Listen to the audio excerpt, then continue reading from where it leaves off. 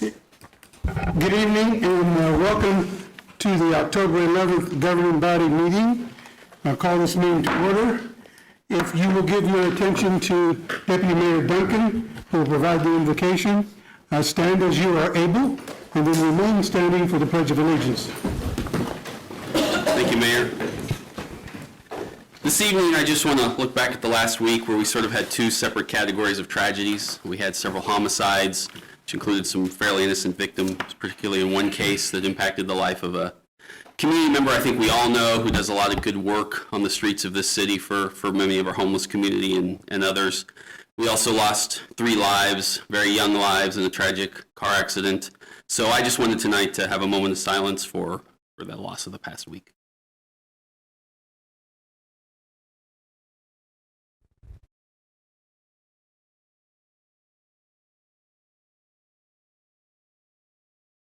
Thank you, Mayor. Thank you.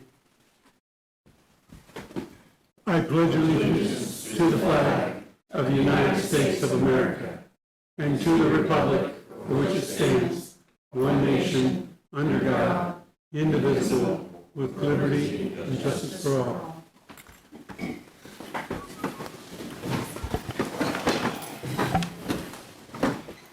Okay.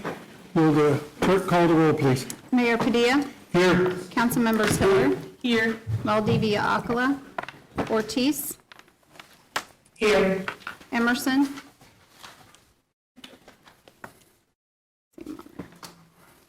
His car He's is here. He's driving. You see his car. There he is. All right. Got him. Kell. Here. Nager. Dobler. Here. Duncan. Here. And Lesser. Here. We have 8 present. Okay. 8 present, we'll move on to the agenda item number 2, appointments, if the clerk would read, please.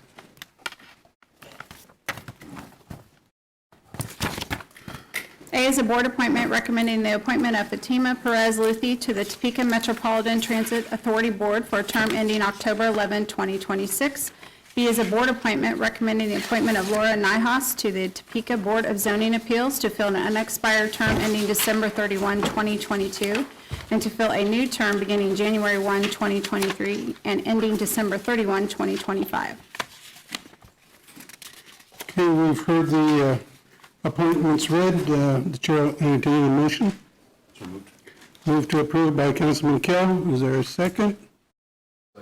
Second by Councilman Lesser. If you'll call the roll. Councilmembers Kell, Yes. Dobler, Yes. Duncan, Yes. Lesser, Yes. Hiller, Yes. Ortiz,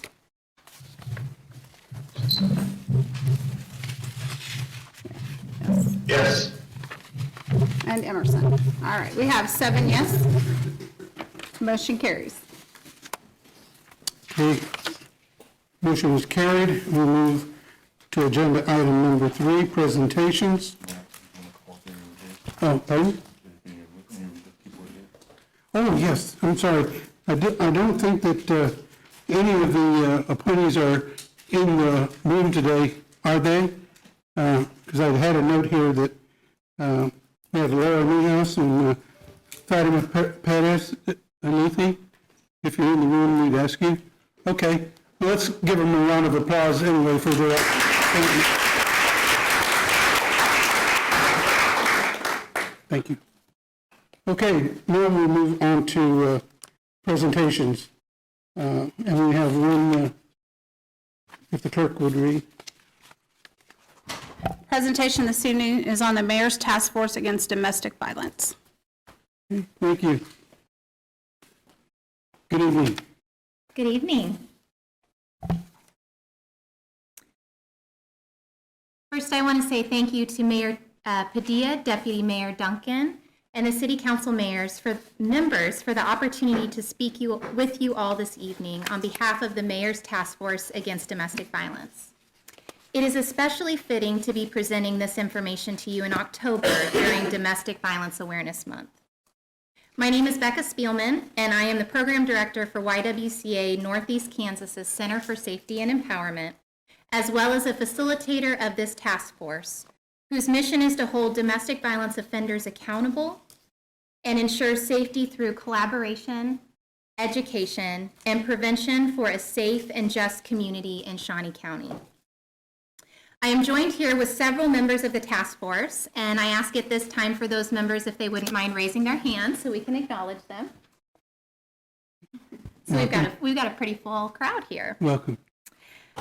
So the Mayor's Task Force Against Domestic Violence is comprised of a team of professionals from various sectors in our community who are dedicated to the elimination of domestic violence in Shawnee County.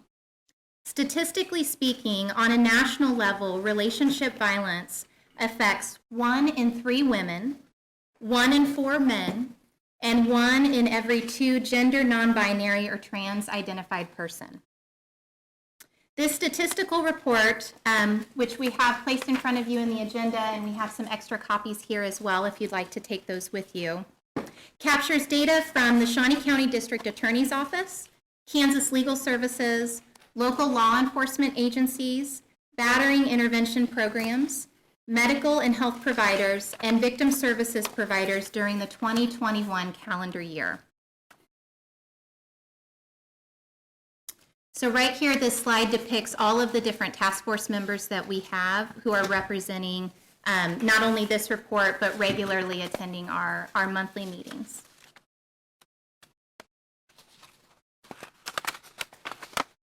So this report, which is first of many annual reports to be compiled by the Mayor's Task Force Against Domestic Violence, illustrates how data can be collected across community partners to capture the full scope of domestic violence within our community. The statistics from this report have also led to a greater partnership between the Shawnee County District Attorney's Office and for other community partners. So as you can see, the statistics captured on these next 2 slides demonstrate just how prevalent domestic violence is within Topeka and Shawnee County. It is clear from this data that domestic violence is a significant concern within our city. We know that relationship violence does not just impact the abuser and their direct victim, but it also affects their children, friends, and other family members, bystanders, neighbors, schools, employers, faith communities, just to name a few. In Topeka alone, in 2021, there were a total of 1,775 domestic violence calls responded to by the Topeka Police Department. The number you see on the slide is actually representing the entirety of Shawnee County.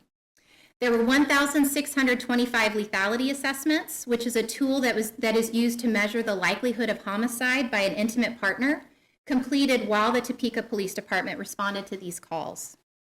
In this same year, there were 820 domestic violence cases filed by the Shawnee County District Attorney and 46 battering intervention assessments completed by the Family Peace Initiative for Shawnee County residents. 717 patients at Stormontville Health were identified as having experienced abuse, domestic violence, and/or human trafficking. And finally, a combined total of 1,391 domestic violence victims and survivors were served by the Kansas Department of Corrections, Topeka Rescue Mission, and YWCA Northeast Kansas's Center for Safety and Empowerment. This report, which is the first of many annual reports to be compiled by the Mayor's Task Force Against Domestic Violence, illustrates how data can be collected across community partners to capture the full scope of domestic violence within our community. The statistics from this report have also led to a greater partnership, as I previously mentioned, between the Shawnee County District Attorney's Office and the City of Topeka in holding domestic violence offenders accountable for their crimes. The report has also encouraged members of the task force to increase collaboration when serving victims and survivors of domestic violence. And finally, this report has demonstrated the importance of increasing community awareness of this issue, as well as the importance for violence prevention education within the community. So thank you so much for the opportunity to share this data and the full 2021 report with you. I and the other members of the task force are available to answer any questions that you may have at this time. Thank you. Very good. City Manager? Mr. Mayor, I'd also like to tag on the back of what Becca's noted, the last slide that noted the city's assistance in prosecution. We're early in those stages right now. with somewhere approximate January 1, or with Amanda's help and her team, we've teed that up where we'll start prosecutions here at the municipal court level. Yeah, well, thank you, City Manager. I think that's a significant change to how these cases are handled. I think it will show some true focus and hopefully some expediency to some of these cases that may not have been addressed sooner and not having the city court take these up. So thank you, Becca, for your report, and thank everybody on the task force for the work that they do. I appreciate it. Thank you. Any further questions for Becca? Any online? Okay, thank you again. Thank you. Thank you for the opportunity.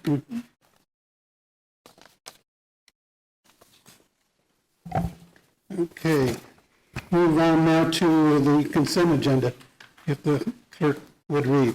A is a resolution introduced by City Manager Stephen Wade authorizing initiation of eminent domain proceedings to acquire easements for a water line improvement project at the West Ridge Mall. B is approval of a professional engineering contract between the City of Topeka and Alfred Benish and Company for design, survey, inspection, and construction administration services related to bank rehabilitation, stabilization, and restoration of streams and channels throughout the City of Topeka.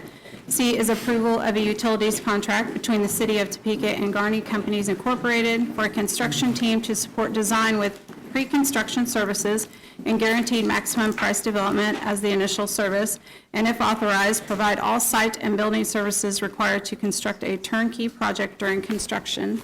D is approval of a utilities contract between the City of Topeka and Cook, Flatt, and Strobel Engineers, PA, for professional engineering services to aid the city with engineering design and construction documents for the Boswell Avenue Water Main Replacement Project. E are minutes of the regular meeting of October 4, 2022, and there are no applications. Okay, body has heard the consent agenda. The chair will entertain a motion. Motion to approve by Councilman Lesser. Second by Councilwoman Miller. If you call the vote, please. All right, council members Dobler, Yes. Duncan, Yes. Lesser, Yes. Mayor Padilla, Yes. council members Hiller, Yes. Ortiz, Yes. Emerson, Yes. and Kell. Yes. We have 8 yes, motion carries.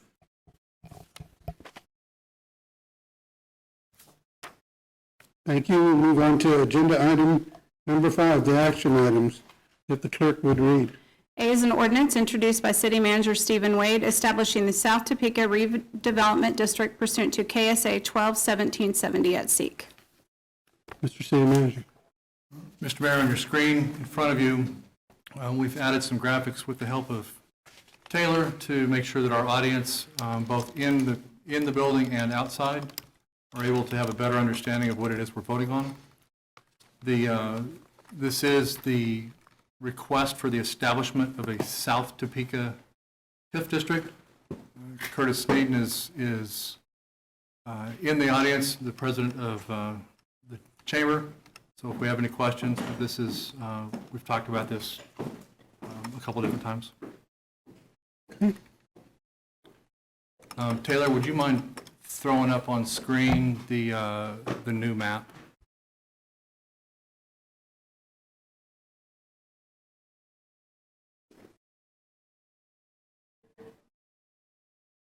This is in your packets, council.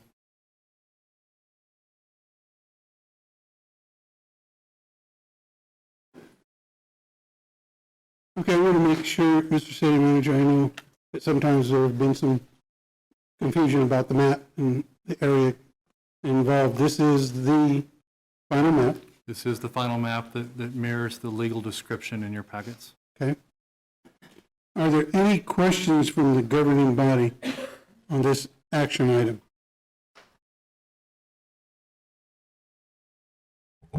Councilwoman Hiller. Thank you, Mayor. I don't have a question, but I have a couple of comments if people don't have questions. So, I don't okay. see any.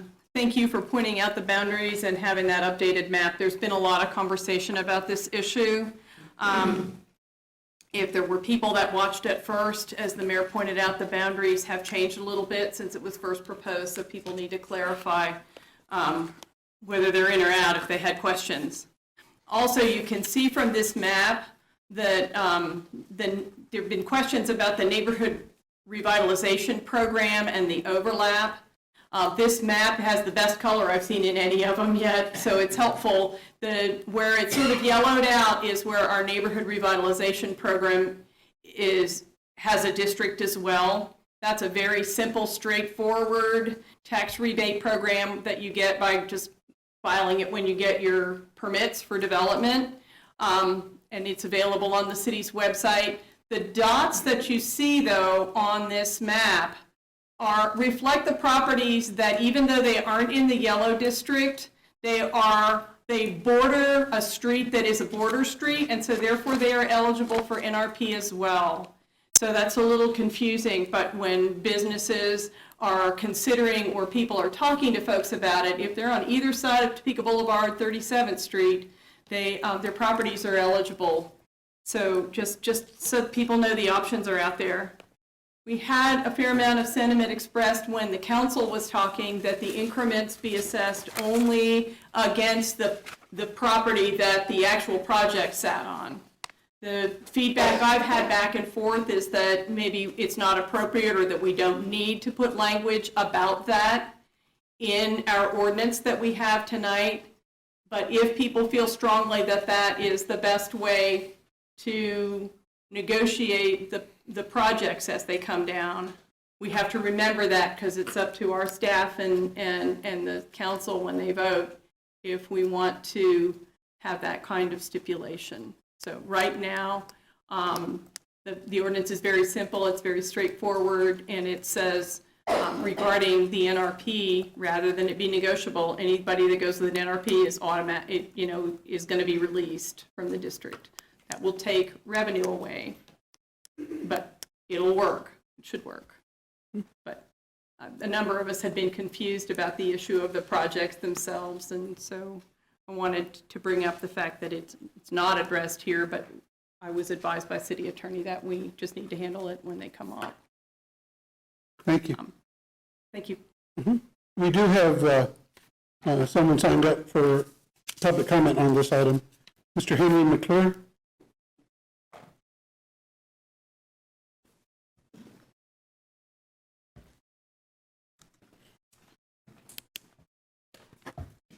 Good evening. I've survived a TIF, but I do want you to know, I hope this project goes through today.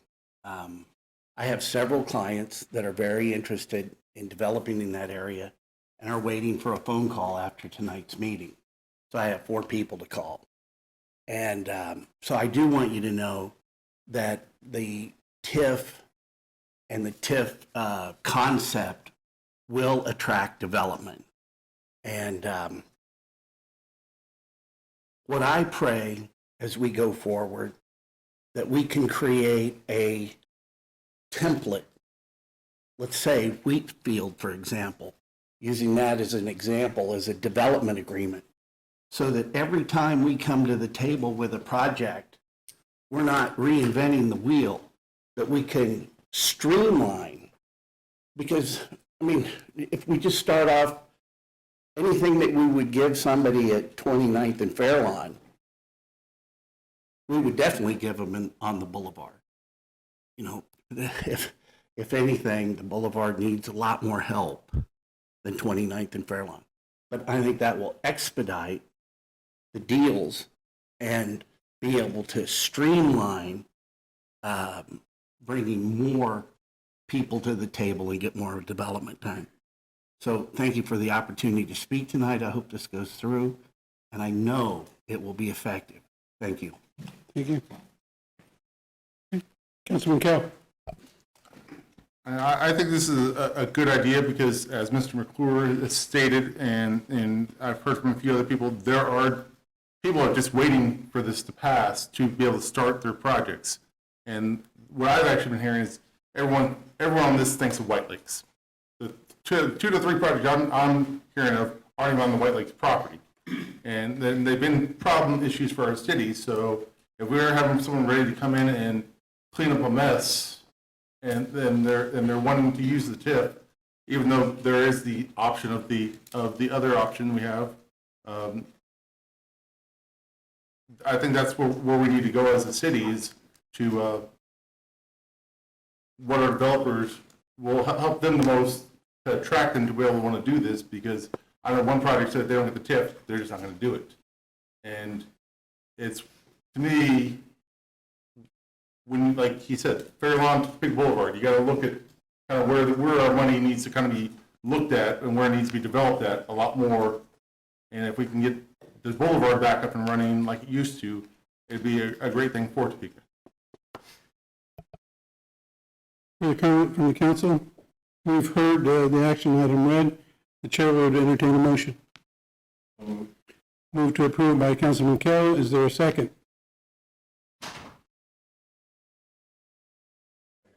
Second from Councilman Lesser. If you'll call the roll, please. Councilmembers Duncan, Yes. Lesser. Yes. Mayor Padilla, Yes. Councilmembers Hiller, Yes. Ortiz, Yes. Emerson, Yes. Kale, Yes. and Dobler. Yes. We have 8 yes, motion carries. Motion has been carried. Thank you for your votes. Move on to action item B, if the clerk would read. B is a resolution introduced by the members of the Public Infrastructure Committee comprised of council members Tony Emerson, Neil Dobler, and Mike Lesser, authorizing certain life safety upgrades to the Uptowner Garage. Mr. City Manager. Mr. Mayor, we would actually, with your permission, we would like to defer this resolution for consideration until next week. Okay. For the request by the city manager to defer, we want to make sure that we do this cleanly. So if we could have a roll call vote to defer to what date again, sir? October 18, please. Okay. Yes. And it's just to line up with with RFQs and things like that we have. We'll have a presentation on the RFP results that came in. Okay. We'll just tie them both up. Okay, that's why I figured. I just want to make sure that everyone's on the same page on that. Thanks, sir. Okay. Deputy Mayor. I guess 2 questions. One for, do we need an actual motion to move it since it's an action item? Yes, please. This was deferred to a date certain by the governing body, so a motion to defer would be helpful. Okay. Well, I will make that motion, and then I have one comment, Okay. if anyone after. A motion to defer, second by Councilman Kell. Deputy Mayor. I won't be here next week, so do whatever you guys are going to do, and I'll explain why in announcements. But I'll just say what I said when we moved this the first time was, regardless of what those RFPs, RFQs, or data says, at some point we're going to have to probably put some investment into this garage. So what's good today sounds good to me tomorrow. So as I would have said a month ago, we should probably just approve this, and then as things happen, but at least then staff has the dollars and the knowledge to be able to move forward on some stuff without delays, but that's fine. So I'll just put that out there, and then you're going to do what you're going to do. So, thank you, Mayor. Okay, thank you. Further comment? We have a motion, pardon? Do you have a second? We got a second. Yeah, we had a second, yeah. Okay. Now we'll call for the roll call vote. Councilmembers Lesser? Yes. Mayor Padilla? Yes. Councilmembers Hiller? Yes. Ortiz? Yes. Emerson? Yes. Kale? Yes. Dobler? Yes. And Duncan. Yes. We have 8 yes, motion carries. Okay, motion has been carried. Move to action, no action items, number 6 on the agenda, if the clerk would read. A is a discussion regarding the recommendations of the City of Topeka 2022 Redistricting Commission concerning council district boundaries. Mr. City Manager. Mr. Mayor, Commission Chair Michelle Hoffer is in the audience, and she is set to make a presentation on this redistricting. Okay. Ma'am?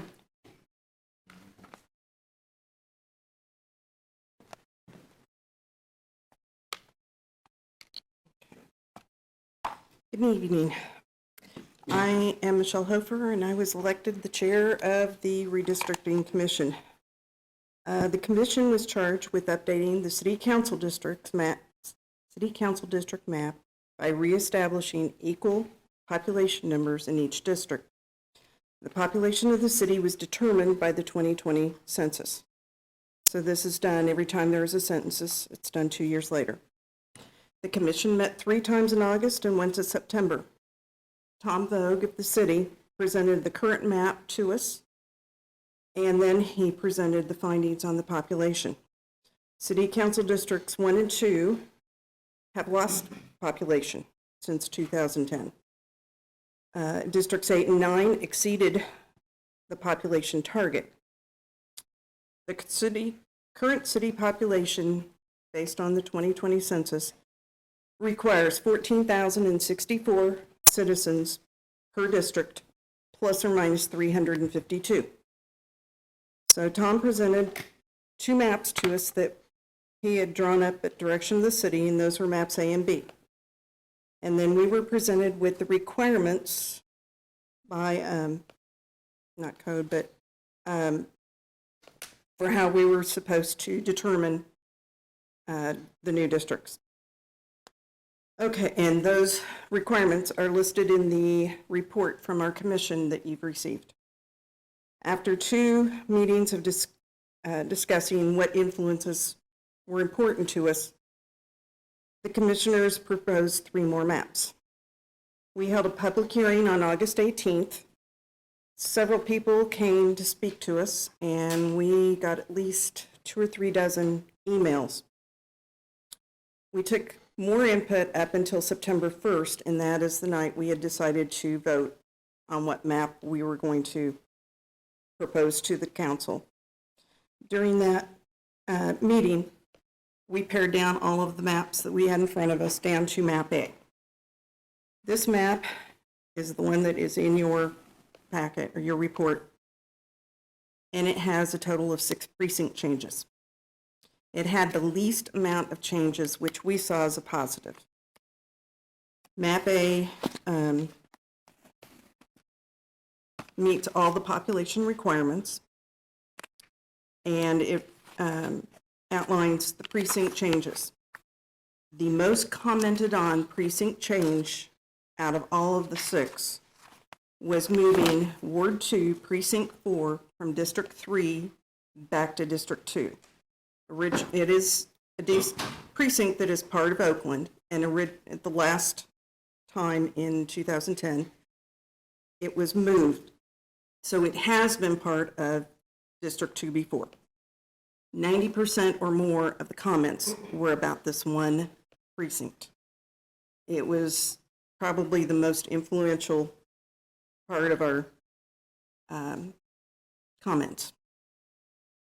Now, beyond that, so we are recommending map A. Our biggest challenge, and it's something we want you to think about for the future, is precinct size. We have precincts in the city that range from somewhere in the 200s up to even over 1,800. Some of those larger precincts are at the edges of district. If you look at District 7, the eastern boundary, they have precincts that are all 1,700 people in it. So at some time, very likely, District 7 grows. It's going to be even harder to figure out how to move people into an adjoining district. I want to thank all of you for the people that you appointed to our commission, because they were very good to work with. And I do want to mention who was on the commission.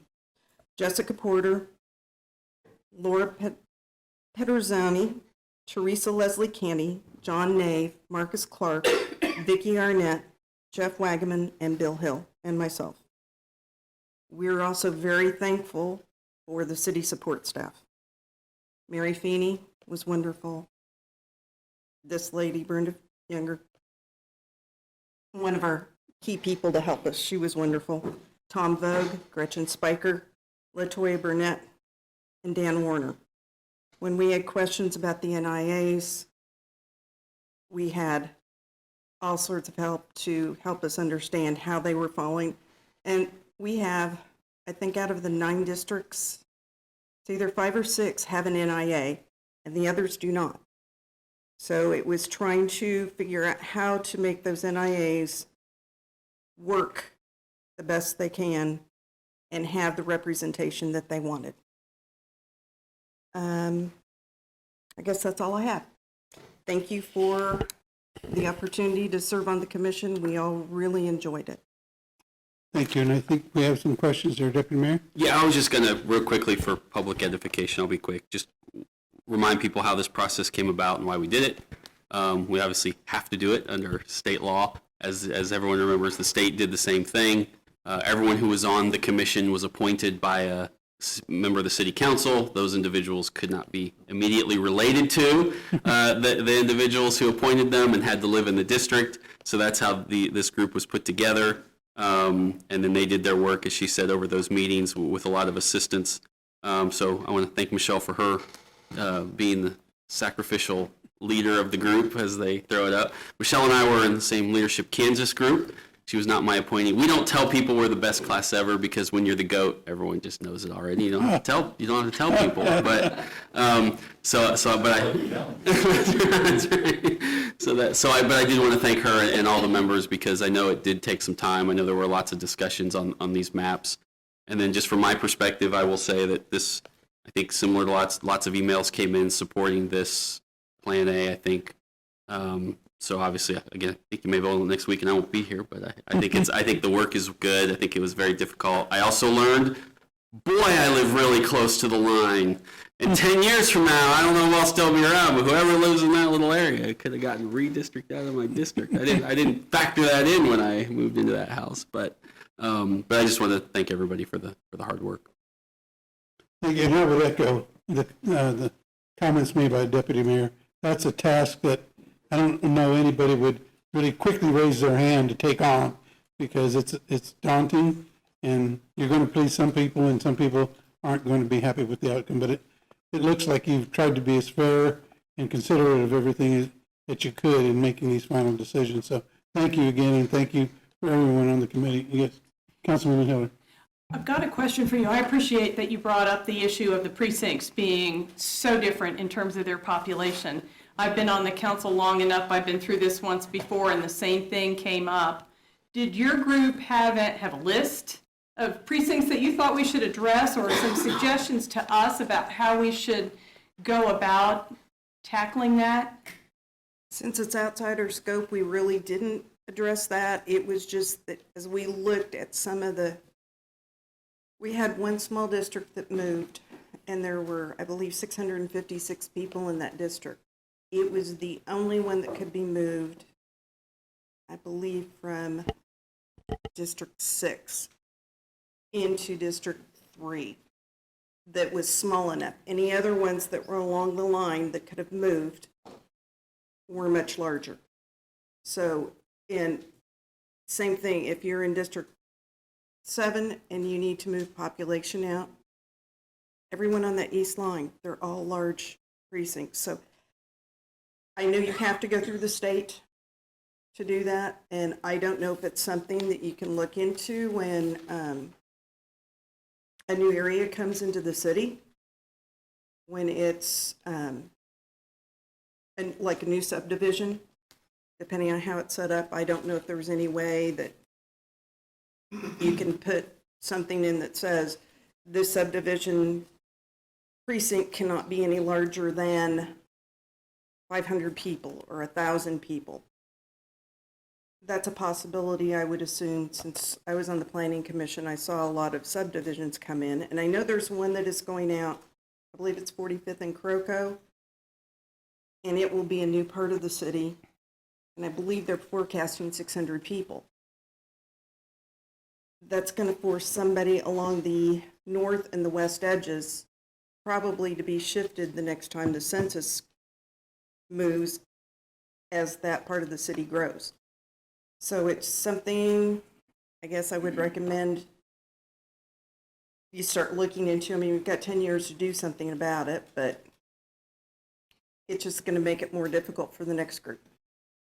Thank you for that. I think the city manager, or city attorney may have an answer. I just know that 10 years ago, we knew that was a problem. We didn't do anything. Nobody suggested that, and we didn't talk about it, and then here 10 years later, it still was there. So I'm glad you brought it up now.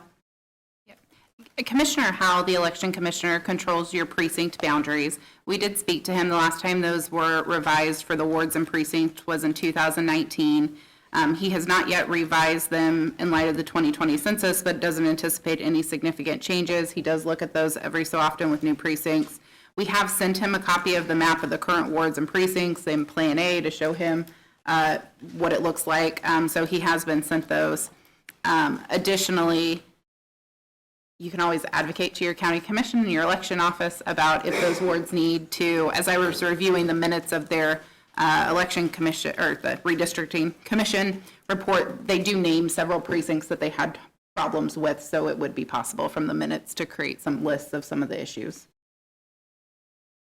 I think we should, I guess. I mean, I ended up working, my district was one that needed some changes, and it pointed up, I don't know if it made the minutes or not, but, you know, if there was one that was split, so there were some more options, you know, big one, territory-wise or population, and I know they ran into the problem with the 6-3 line and so on, so. One more thing I might add. I don't know how you're going to notify, but the next time the city council districts go up for election, or city council goes up for election, there's areas like Brookfield. They probably have no idea that they've just been changed or will be changed. So I don't know if there's any way to send out some kind of notice to let them know ahead, besides the little card from the county election commissioner. Deputy Mayor? That was actually my question. I don't know that there's anyone here who can answer it, but I know obviously we don't have a municipal election this year, so, but there is one next year.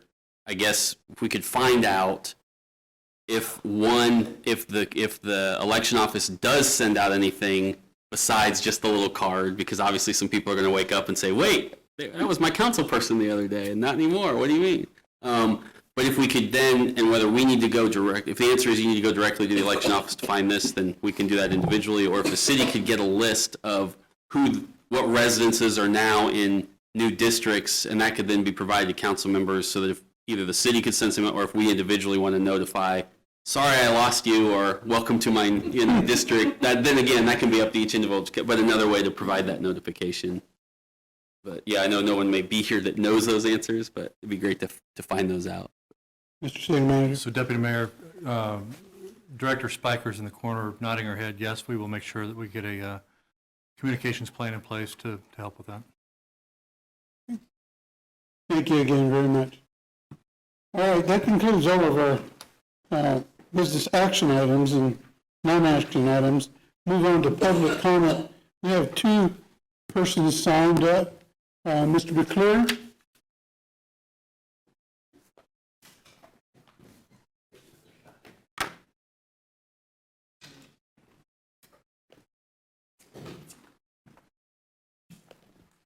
Good evening. Good evening. Thank you again. Thank you again for passing that TIF district. I think you'll see a lot of success down there. Take a look at your chambers. Just looking around here with the renovation, it makes you feel better when it come down here. I also want to thank you real quick for your zoning thing that you did just the other day, where you made it the ability to take commercial properties and create residences in them. I'm taking advantage of that. I'll be able to, from my office, see Bill Feinander's office. I'm like a half a block away. So can rebuild that and rekindle that relationship. So, what I want to talk about here real briefly is I was on the Metropolitan Planning Commission when it was Shawnee County and Topeka. And I was on it when we got broke up. And the main reason they wanted to break up the Planning Commission back then was to take the MPO away from the Shawnee County Planning Commission, the Metropolitan Planning Commission. And I I think that move, this way they were able to create the MTPO, which is a completely separate body from the Metropolitan Planning Commission. But just like the uniform development agreement that we could create for TIFs, I think it's really important when it comes to the growth of our community to create more consistency and unification by bringing the planning commissions back together. I don't think you could sit here and say that there's any benefit to the community for not having them put together. How many council people have ever gotten a call from somebody that lives outside in the county complaining about something? And some of the people in the county, they don't have an elected official that they can go to because the jurisdictions and the way the 3-mile radius works. So if we could put the planning commissions back together to where you've got representation from the county and you've got representation from the city, you're going to see a lot more consistency. But there's no reason not to engage and have a unified planning commission going forward in a really a county as small as Shawnee County. We should have one game plan focused and at least have the opportunity to create some unification. I really appreciate the opportunity to come down and talk about it. I'm not so sure that I enjoyed my time on the planning commission. You know, you're going to make everybody mad no matter how you vote. And sometimes that was tough for a guy in the real estate business. But we had a lot of good people that really put their heart into trying to help move projects forward. But I pray that we could put the planning commissions back together for the good of the order. So thank you. Okay, we have Mr. Chance Lamar. I'm going to waive my public comment. Okay, thank you. All right, we'll move on to announcements with the clerk. For the October 18th agenda, we will have one proclamation for the Topeka Stars Special Olympics softball team. We will have 2 appointments. We'll have a presentation on the Changing Our Culture of Property Maintenance final report. On the consent agenda, we will have an ordinance authorizing the initiation of condemnation proceedings for the West Ridge Mall Water Project. We will have 1 professional engineering contract. Action items include the resolution for the Uptown or parking garage. Non-action items are for a discussion on the Topeka Dreams grant awardees and then a discussion on the RFP parking management. Thank you, Mr. City Manager. Thank you, Mr. Mayor. I've got 2 quick things. One is a celebration this Saturday from noon until 2 for Changing Our Culture of Property Maintenance. That'll be held at Evergy Plaza. And the second thing is just a quick note that we are teaming up with Kansas Gas to distribute 200 free weatherization kits to help our citizens prepare their homes for winter. Kits are distributed by appointment only on October 20th. On October 20 here at City Hall, they can call 785-368-4470 or ask for Monique Claudet to schedule an appointment. Thank you, sir. Okay, we'll start with Deputy Mayor. Thank you, Mayor. Just a few things this evening. As I said, I will not be here next week, so there's your chance to finally get all that stuff done. I've been not letting been a pain on. It will be my anniversary and my wife's birthday. Yes, we did them right back to back, so if I forget one, I forget both, and I'm in big trouble, so I'm a lot less likely to forget either as time goes on. We've got a long planned trip. Just honestly, I love you folks, but I'm focusing on that one next week, and I think it might be the first meeting I've ever missed, if not the second. But couple things, an ARPA update. We have a meeting on the 28th. We will come out of that meeting with our final recommendations after we send out our final questions and requests. That number now stands at a little under 10.5 million in requests. As you know, the magic number is 10, so it is manageable to a point that we plan to come out with our final recommendations. So whether that'll be on the November or December agenda, we'll let you know, but that part of that will be concluded, so you guys will have something to start discussing. I was obviously as an employee, I was at the League of Kansas Municipalities Conference, although I had nothing to do with the presentation since I just started there. But I just want to point out that the TOTO program, which is the housing program that the city of Topeka facilitates, which helps first-time low-income home buyers get into houses, was one of the presentations. It was very well attended. Another presenter who was down there even said, I expected 10 or 15, and it had a full room of 50 or so folks from cities across the state who are very interested in that program, who, as we are, desperately looking for any mechanism to help get people into homes. And there was a lot of positive reception as to what a good job we're doing with that program to help individuals. So I just wanted to tout our own city's successes and how other communities are looking at the work we're doing here in Topeka. My last thing is Fairlawn Plaza is celebrating 60 years this weekend. As you know, it's one of the commercial anchors in my district. Randy Austin and his team have done a heck of a job over the years of keeping that thing pretty well maintained and almost full. And so this weekend they're celebrating their 60th birthday. They're going to have a car show and some bounce houses throughout the day and a concert that evening and other fun activities for everybody. So I would encourage everyone after they go to Evergy or before they go to Evergy to stop over there and also participate in that, because we spend a lot of time talking about the developments in this community that we're trying to build back up or that have had struggles. So it's nice to be able to celebrate the ones that have been here and able to make it for the long haul. So thank you, Mayor. What's the weight limit on that bounce house? Will you have your booth out there, time with? No, I will be on my trip, so I guess. All right, thank you. Councilman Lesser. Thank you, sir. Councilwoman Hiller. Thank you. I want to follow up on two others. One is to call out by name Russell Burton. The tragedy this weekend for him to lose his partner was just sad. He's been such a wonderful advocate for the homeless, and just my heart goes out to him and his family with the loss that they had this weekend.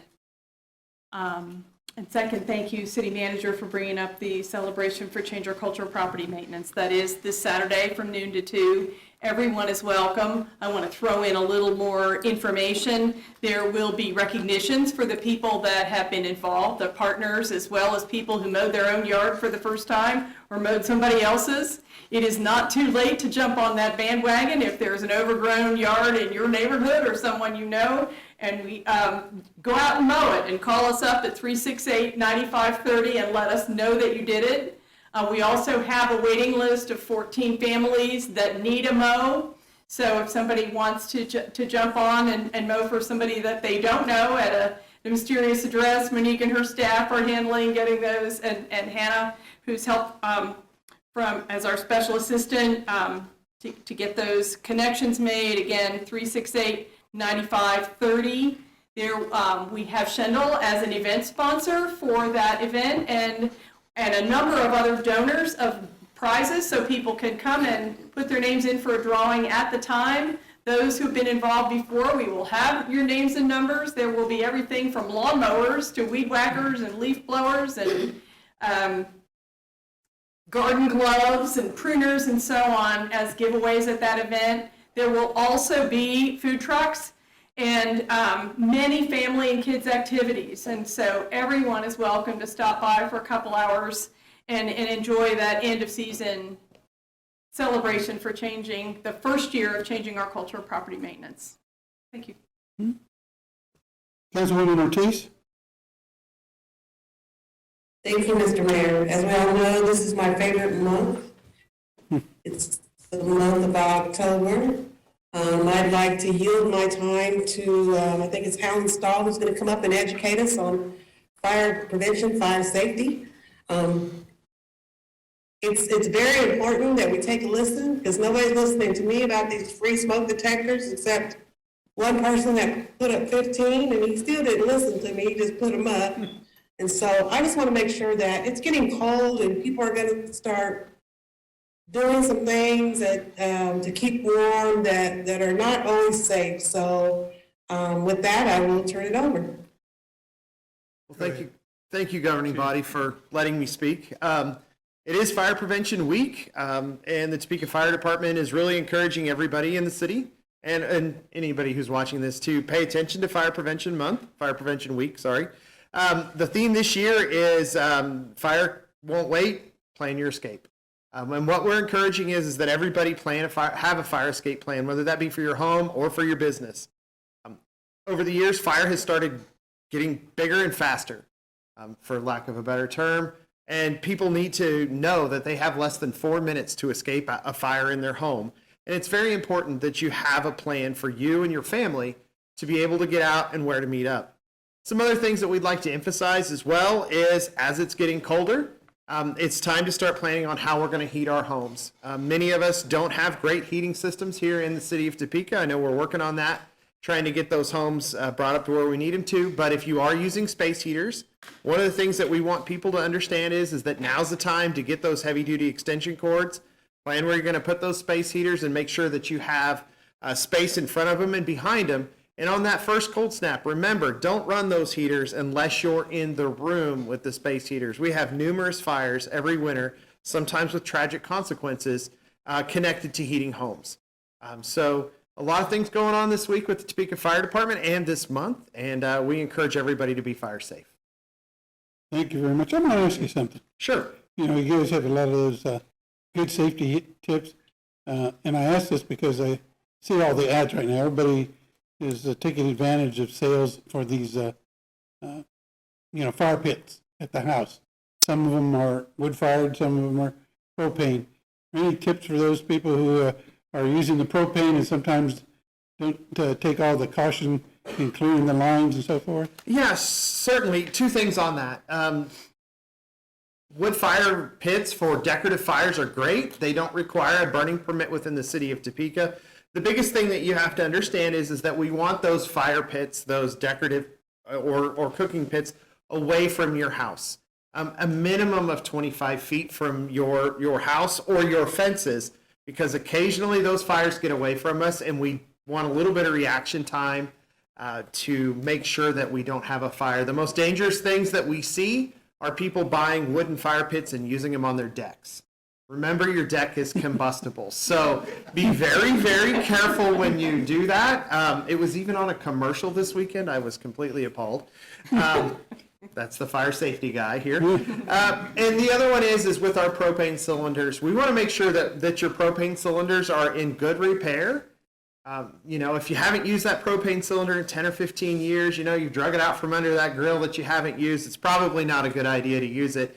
And that the lines are very well connected. If you smell propane gas and you don't have the fire going, or even when you have the fire going and you smell propane gas, it's time to turn that bottle off, because somewhere that's leaking and you can end up with a pretty significant fire. So we encourage everybody to get out and enjoy this beautiful fall weather, have some fun, have a nice decorative fire. Just be very safe when you're doing it. Thank you. Appreciate it. Anything further? Councilwoman, did he cover everything? He did an excellent job, but one more thing I want to say, because I know there's a lot of leaves going around. Can we burn leaves? So no, actually we cannot burn leaves. That is prohibited to be burned with a burning permit. I know that's something that will surprise everybody. That is not a City of Topeka ordinance that changes that. That's the Kansas Department of Health and Environment prohibits us from burning leaves. I'll tell my neighbor. And one last question, if I may, Mr. Mayor. I could go on all night with my fire safety. Can we burn in a barrel? Also on that topic, no, we are not allowed to burn in a barrel. You can have a decorative fire in a fire pit or that type of assembly, but burning in a barrel is likened to burning trash. It also creates a chimney effect, which causes embers to spread far away from those fires. So burning in a barrel in the city of Topeka is prohibited. Thank you. Appreciate it. Smokey Ortiz. Yeah. Yes, can we make that honorary firefighters? Okay. Councilman Emerson. Thank you, Mayor. Councilmember Ortiz is a barrel last tonight. No fun zone. I did want to thank my colleagues for their approval of the South Topeka TIF. I think that's going to pay. I think it's going to pay a lot of dividends here in the near term and the long term. So I really appreciate that. I am, as a way of explanation, my son, I'd missed the last 6 years of his concerts. So his senior year here, I told him I would not miss it. So I'm going to sign off now and go in. It starts here in 4 minutes. So thank you, everyone. Enjoy. Councilman Kell. Okay, I have a few things to talk about. First off, on the fire safety, also look at the homeless camps. I happened to drive by with my wife the other day on Kansas Avenue, and there was a fire. I hopped out, made sure there was no one in there, and it was maybe only about a foot wide when I saw it. By the time the fire department got there and it got a hold of some plastic, it grew very quickly. So if you see smoke in a camp like that, please check on people, because those fires get out of hand very quickly. We've had a few like that in a few homeless camps in my district that, like I said, I hopped out. First thing I did is make sure that everyone was out of there before anyone got hurt. Next two things kind of tie together. Today is National Coming Out Day. As a person who lived trying to live up to other people's expectations in my life, I felt burdened that I couldn't be myself. And I finally grew to where I could be myself as a person. And I feel everyone should be able to live their life the way they want to live. And kind of my philosophy in life, as long as you're not hurting someone and as long as you're not committing a crime, be yourself. And so it goes into the next, today is National Coming Out Day. Tomorrow is National Stop Bullying Day. And that sometimes can be the biggest prevention of someone living their true self, is being bullied or being feared of bullying and not wanting to be who they are. And finally, Thursday, it's kind of a special day for the mayor and I. It's the Navy's birthday. And so I was in the Navy for 4 years, stationed in Newport, Rhode Island, and I've gone back a few times since, and I love it. I consider Newport a second home, and the Navy did a lot for me as a person, because I did an article in high school about being born and raised in Leavenworth. By the time you're 21, you have 75% of Leavenworth people born and raised had some kind of criminal record. It might just be an MIP or something goofy, but I kind of realized I didn't want to be a statistic at that point in my life. And it's allowed me to grow as a person, see the U.S. And I joined to see the world. I got stuck shorty.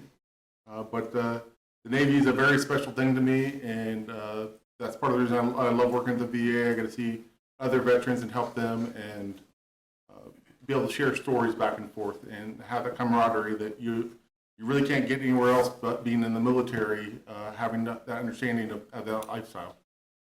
Thank you, Mr. Mayor. Mm-hmm. Councilman Doble. I have nothing, Mr. Mayor. I won't have much to add tonight, except for at every opportunity before Election Day, I'm reminding everybody, stay informed, be an informed voter, and get out and vote. These elections are important. Oftentimes the midterms seem to be kind of put aside, but there are a lot of issues that are of importance to the citizens of Kansas, and so I encourage everyone to get out the vote. Help anybody who needs a ride or something like that. Do what you can to get the vote out. That's all I have. There is a need for 2 executive sessions, so if the city attorney would read. The motion would be to recess into executive session not to exceed 30 minutes to discuss matters related to an individual company regarding a possible business dealing with the city, which will involve the discussion of confidential financial affairs pursuant to KSA 754319B4. The open meeting will resume in the city council chambers. The following staff may be needed to assist the governing body: City Manager Wade and other staff he deems necessary. Okay, you've heard the need for an executive session. Entertain a motion to move into executive session. Motion to approve by Councilman Healy, second by Councilman Kell. All those in favor say aye. Aye. Any opposed?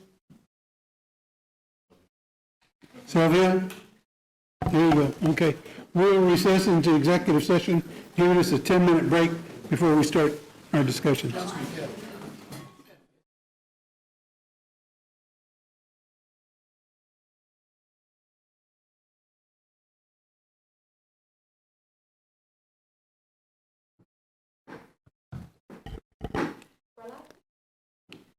All right, okay, we're coming out of our executive session. No action has been taken. It has been determined that there is not a need for a second executive session. So unless there's other business to come before this body, I declare this meeting adjourned.